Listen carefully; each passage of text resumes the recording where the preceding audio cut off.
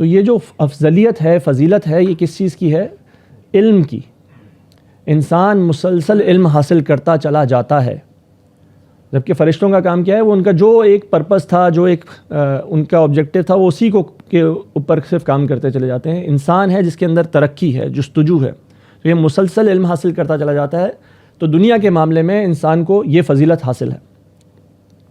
تو اگر ہم علم کو چھوڑ دیں اور خاص طور پہ دنیا کے علم کو چھوڑ دیں تو ہم اپنی اس فضیلت کو کھو دیں گے، اور آج یہ ہو چکا ہے. آج جب ہم نے اس علم سے انکار کیا، دنیا کے علم سے، ہم نے اس کو آؤٹ سورس کر دیا، ہم نے کہہ دیا کہ جی یہ سارا کام جو ہے یہ دوسرے لوگوں کے کرنے کے کام ہے، ہمارا کام جو ہے وہ صرف اللہ کی عبادت کرنا ہے، اور وہ عبادت کس صورت میں ہوگی کہ ہم نماز روزہ حج زکوٰۃ کریں گے.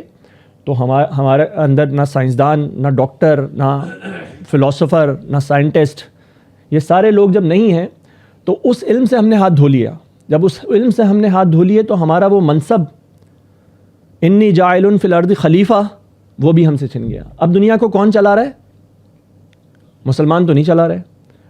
1.5-2 ارب ہوتے ہوئے بھی بالکل جو ہے ویٹ لیس ہیں. آپ دیکھیے ابھی یہ فلسطین کے معاملے میں ہمارے سامنے کتنا واضح ہے کہ پوری دنیا چیخ چلا رہی ہے لیکن وزن نہیں ہے ہماری بات میں. اتنے لوگ ہیں لیکن وہ اتنا سا ملک جو ہے وہ اپنی منمانی کر رہا ہے ہمارے سامنے، وزن نہیں رہا. تو ہم دنیا کو چلانے والے نہیں رہے کیونکہ ہم نے اس علم سے پیچھے ہٹے.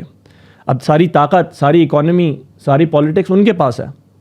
تو یہ علم ہمارے علم تھے اور ہمیں ان کو اختیار کرنے کا حکم تھا کیونکہ ہم اللہ کے نائب ہیں دنیا کے اندر. تو یہ دنیا اللہ کی ہے تو اس پہ حکم بھی اللہ کا چلنا تھا.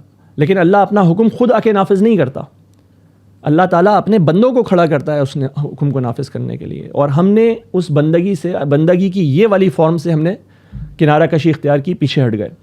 تو نتیجہ جو ہے وہ آپ کے سامنے ہے.